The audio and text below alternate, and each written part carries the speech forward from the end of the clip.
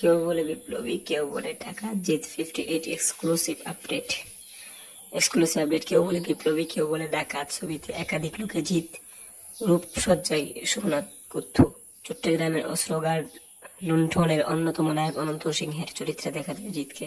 সিনেমার নাম কেউ বলে বিপ্লবী, কেউ বলে ডাকাত। পরিচালনার দায়িত্বে রয়েছে প্রতীকিতে বসু। অনন্ত সিংহ একজন রহস্যময় ও বহুস্তর বিশিষ্ট চরিত্র, যার জীবনে মোড়ানো নানা গোপন অধ্যায়। তার মধ্যে ছিল এক দৃঢ়তা, সাহস এবং ন্যায়ের বিচারের পক্ষে অপসীম মনোভাব। এই চরিত্রে রয়েছে গভীর রহস্য। কারো চোখে তিনি একজন বিপ্লবী, আবার কেউ মনে করে তিনি একজন ডাকাত। একদিকে নিজ হাতের জন্য নিবেদিত প্রাণ একজন সংগ্রামী, অন্যদিকে তিনি সামাজিক অবিচারের বিরুদ্ধে একজন বিদ্রোহী।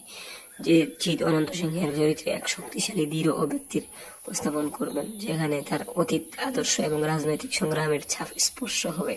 ছবিতে জিতের নানা লোক থাকবে, যা দর্শকের জন্য একটি চমকপ্রদ এবং অনবদ্য অভিজ্ঞতা সৃষ্টি হবে।